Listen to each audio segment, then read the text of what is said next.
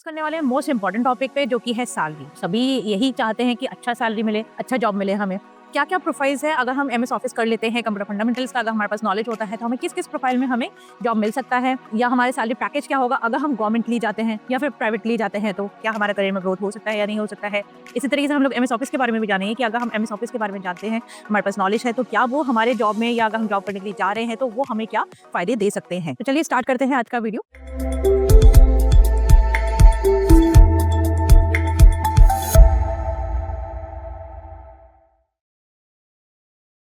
Hello students, welcome to our channel skill people. So आज हम लोग आगे का टॉपिक देखेंगे कि कंप्यूटर फंडामेंटल में अब नेक्स्ट हम लोग क्या पढ़ने वाले हैं। जैसे कि हम लोग लास्ट क्लास में टाइप्स ऑफ कंप्यूटर के बारे में देख रहे थे, तो आज हम लोग उसी टॉपिक को कंटिन्यू करेंगे आज की क्लास में। सो आज जो हम लोग समझेंगे कि जो हमारे कंप्यूटर को जो दूसरे तरीके से डिवाइड किया है वो क्या है, साइजेस के हिसाब से। तो साइजेस के हिसाब से कौन सा कंप्यूटर हमारा सबसे बड़ा है, कौन सा छोटा है, उसके बारे में हम लोग जानेंगे। तो इसमें सबसे पहले जो आता है साइज के अकॉर्डिंगली, वो है मेन फ्रेम कंप्यूटर। मैंने आप लोगों को बताया था लास्ट क्लास में कि इसमें हमारे 5 तरीके से डिवाइड किया हुआ है साइजेस के हिसाब से। तो उसमें सबसे पहला हमारा आता है main frame computers. So these types of computers are generally 32 bit computers. ये जो कंप्यूटर्स होते हैं हमारे मेनली 32 बिट वाले कंप्यूटर्स होते हैं। Mainframes are computers used by organizations. Mainframes are computers used by organizations like banks, airlines, and railways to handle millions and trillions of online transactions per second. अब ये जो computer use होता है ये mainly उस जगह पे यूज होता है जहाँ पे डेली के बेसिस में हर एक सेकंड में काफी ज्यादा ट्रांजेक्शन हो रहे हैं। ठीक है, जैसे रेलवे की अगर मैं बात करूं तो हर दिन हर मिनट में एक रिजर्वेशन जरूर होता है, या फिर रिजर्वेशन होगा या वो कैंसिल होगा।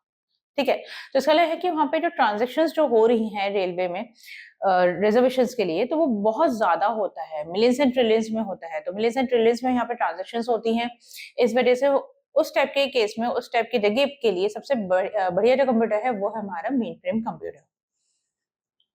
Next, they operate at very high speed, have very large storage capacity and handle the workload of many users. अब इसको इस्तेमाल करने से फायदा क्या हो जाता है कि एक तो सबसे ज्यादा इंपॉर्टेंट है कि स्पीड बहुत ज्यादा ही हाई होता है मेन फ्रेम कंप्यूटर्स का। दूसरा है स्टोरेज कैपेसिटी की अगर बात करें तो स्टोरेज कैपेसिटी भी इसकी बहुत ही ज्यादा होती है अदर कंप्यूटर के कंपैरेटिवली।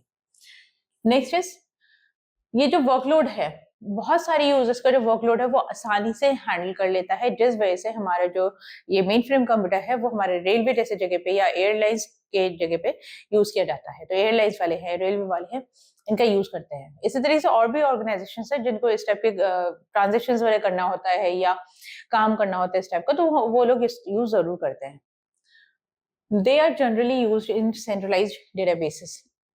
इवन जहाँ पे हमें पता है कि एक सेंट्रल डेटाबेस बना हुआ है, वहां पे हमारे सभी जगह से हमारा डेटा आ रहा है, स्टोर किया जा रहा है, तो उसके लिए भी सेंट्रल डेटाबेस के लिए भी हमारा मेन फ्रेम कंप्यूटर का ही इस्तेमाल किया जाता है।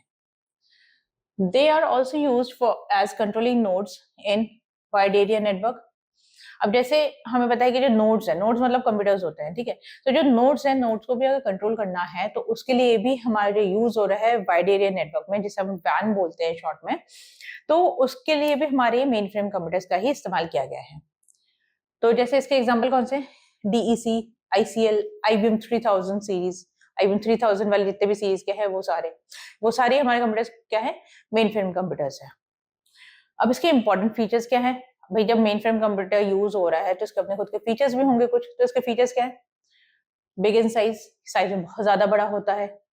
ठीक है, क्योंकि जब ये इतना ज्यादा डेटा स्टोर करेगा मिलियंस एंड ट्रिलियंस में, तो ऑब्वियसली चीज है साइज तो ज्यादा चाहिए होगा बड़ा, तो इसलिए इसका साइज भी बड़ा ही होता है। Next is 100 times faster than servers. जो सर्वर्स है उसके कंपैरेटिवली जो हमारे मेन फ्रेम कंप्यूटर्स होते हैं बहुत ज्यादा ही फास्ट होते हैं, और जिस वजह से हमारे मेन फ्रेम कंप्यूटर्स को मेनली सेंट्रल डेटाबेस के पर्पज से भी यूज किया जाता है। नेक्स्ट इज टिपिकली मेगाबाइट्स पर सेकेंड। ठीक है, 100 मेगाबाइट्स पर सेकेंड के हिसाब से यहाँ पे इसका जो स्पीड है वो यहाँ पे देखा जाता है, या कह लो कि कंसिडर किया जाता है। And then very expensive. तो ऑब्वियसली चीज है कि इसमें बहुत ज्यादा बड़े जो ऑर्गेनाइजेशन हैं, जैसे हो गया आपका मेटा, वो इस्तेमाल करते हैं इसका।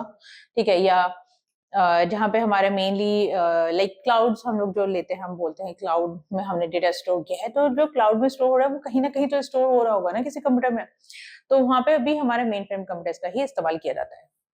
ठीक है, तो ये तो इसके फीचर्स हुए। अब एक दो फीचर्स और ये हैं कि use proprietary OS provided by the manufacturers.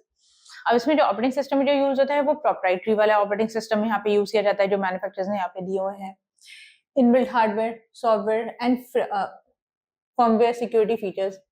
अब इसमें इनबिल्ट होते हैं, हमारे हार्डवेयर भी इनबिल्ट होता है, ठीक है, पहले से ही आता है इसमें, सॉफ्टवेयर भी इनबिल्ट होगा, एज वेल एज हमारा जो फर्मवेयर सिक्योरिटी है वो भी यहाँ पे इनबिल्ट ही मिलता है। ठीक है, तो ये सारे हमारे फीचर्स हैं मेन फ्रेम कंप्यूटर्स के। तो अब हमारे जो नेक्स्ट सेकेंड जो कंप्यूटर है वो है सुपर कंप्यूटर्स। ठीक है, तो super computers are the fastest and most expensive machines. ये सुपर कंप्यूटर्स जो है वो सबसे ज्यादा फास्टेस्ट मशीन्स के हिसाब से कंसिडर किए गए हैं एंड बहुत ही ज्यादा एक्सपेंसिव होते हैं ये।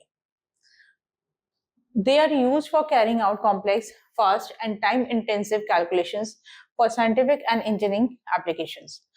इनको जो मेनली यूज किया जाता है वो लाइक जैसे अगर हमें कोई कॉम्प्लेक्स कैलकुलेशंस करना है, बहुत ज्यादा टाइम लग रहा है किसी में, तो उसका कैलकुलेशन ज्यादा जल्दी करना है या फास्टली हमें कोई काम करना है, किसी टाइप का कैलकुलेशन हो, चाहे वो हमारे साइंटिफिक कैलकुलेशन हो या कोई इंजीनियरिंग एप्लीकेशन के अकॉर्डिंगली यहाँ पे हो, या आप कह लो कि लाइक हमें बहुत ज्यादा ही कॉम्प्लेक्स टाइप के कैलकुलेशन करवाने हैं, ठीक है, रिजल्ट हमें उसी के हिसाब से चाहिए, तो उसके लिए हमारे वहाँ पे सुपर कंप्यूटर का इस्तेमाल किया जाता है। इवन इंजीनियरिंग एप्लीकेशंस में भी हमारे इसका यूज किया जाता है। Next is super computer speed और performance is measured in teraflops. अब इसका जो स्पीड है या जो परफॉर्मेंस है, इसको जो मेजर जो किया जाता है वो हमारा टेराफ्लॉप्स में मेजर किया जाता है। अब ये होता क्या है, 1012 फ्लोटिंग पॉइंट होता है इसमें ऑपरेशन पर सेकेंड, तो मतलब हो गया कि टेराफ्लॉप्स मतलब हो गया 1012 फ्लोटिंग पॉइंट्स होते हैं इसमें ऑपरेशंस पर सेकेंड परफॉर्म करने के लिए।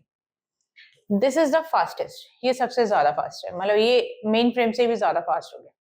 ठीक है, तो ये हो गया हमारे सुपर कंप्यूटर के बारे में। नेक्स्ट है, it has high processing speed compare to other computers. अब इसका जो प्रोसेसिंग स्पीड है वो भी बहुत ज्यादा ही हाई है अगर हम दूसरे कंप्यूटर्स के साथ में अगर कंपेयर करते हैं तो। They also have multi processing technique. अब इनके पास जो प्रोसेसिंग टेक्निक है वो मल्टीपल प्रोसेसिंग टेक्निक इनके पास है, जिस वजह से स्पीड जो है वो बहुत ही ज्यादा हाई है। अब जैसे Chinese super computer Sunway TaihuLight is the world's fastest supercomputer with a rating of 93 petaflops per second, that is 93 quadrillion floating point operations per second। तो अब जो चाइनीज का जो सुपर कंप्यूटर है जिसका नाम है सनवे ताइहोलाइट, इसका ये जो कंप्यूटर है, ये जो सुपर कंप्यूटर है, ये सबसे ज्यादा फास्टेस्ट कंप्यूटर के हिसाब से कंसिडर किया गया है पूरे वर्ल्ड में। तो इसका जो स्पीड है वो हमारा पेटाफ्लॉप्स के हिसाब से लिया जाता है, पेटाफ्लॉप्स पर सेकंड के हिसाब से, मतलब हो गया 93 पेटाफ्लॉप्स पर सेकंड के हिसाब से, मतलब बहुत ही ज्यादा हाई स्पीड, जो कि हमारा कंसिडर किया जाता है 93 क्वाड्रिलियन फ्लोटिंग पॉइंट। ये ऑपरेशन जो परफॉर्म करता है पर सेकंड के हिसाब से परफॉर्म करता है।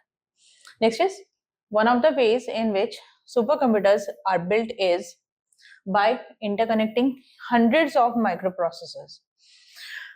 अब ये जो सुपर कंप्यूटर्स हैं, इसको जो तैयार किया गया है वो कुछ इस तरह से तैयार किया गया है कि इसमें जो इंटरेक्टिविटी है, या आप कह लो कि इसमें हंड्रेड्स ऑफ माइक्रो प्रोसेसर्स को इस्तेमाल किया गया है, जिससे कि ये जो कंप्यूटर है वो हमारा बहुत ही ज्यादा स्पीड से काम कर सके, बहुत स्मूथली काम कर सके। तो next is super computer is mainly use for weather forecasting, molecular mapping and research, weather forecasting, environmental research, oil and gas exploration, biomedical research, remote sensing, aircraft design and other areas of science and technology है।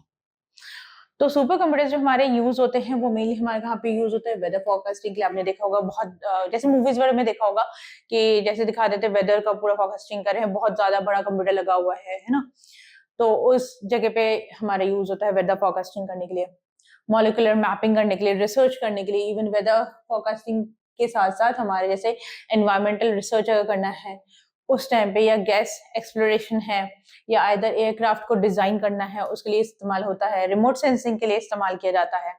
ठीक है। Even science and technology में जो हमारे other areas भी हैं वहाँ पे भी हमारे सुपर कंप्यूटर्स का इस्तेमाल होता ही होता है। जैसे कुछ एग्जांपल्स है सुपर कंप्यूटर्स के, जैसे क्रे YMP, cray 2, NEC SX3, cray XMP and param, जो कि इंडिया का ही है ये सुपर कंप्यूटर। इंडिया का खुद का जो सुपर कंप्यूटर है वो पैरम है। ठीक है, तो आप जैसे यहाँ पे साइड में देख सकते हो कि सुपर कंप्यूटर्स हमारे जो दिख रहे हैं वो हमारे इतने बड़े साइज के होते हैं। ठीक है, तो आपने देखा भी होगा इस टाइप के बहुत मूवीज वगैरह में भी आप लोगों ने देखा होगा, जिसमें हमें कुछ इस टाइप के कंप्यूटर्स दिखाए जाते हैं। तो वो जो शो किया जाता है वो बेसिकली हमारे सुपर कंप्यूटर्स को यहाँ पे दिखा देते हैं। बहुत सारे ऐसे मूवीज भी आए हैं जिसमें दिखाए गए हैं, आप लोगों ने भी देखा होगा ये मूवीज वगैरह में। ठीक है, तो ये हमारे सुपर कंप्यूटर्स होते हैं जिनका इस्तेमाल किया जाता है। आज का क्लास अगर आप लोगों को पसंद आया हो तो हमारे वीडियो को लाइक करें, चैनल को सब्सक्राइब करें, बेल आइकन को हिट जरूर करें, जिससे कि हमारे नेक्स्ट क्लास का जो भी वीडियो है वो आपको आपके नोटिफिकेशन में तुरंत मिले। तो आज के लिए बस हम लोग इतना ही रखते हैं। आज के लिए थैंक यू।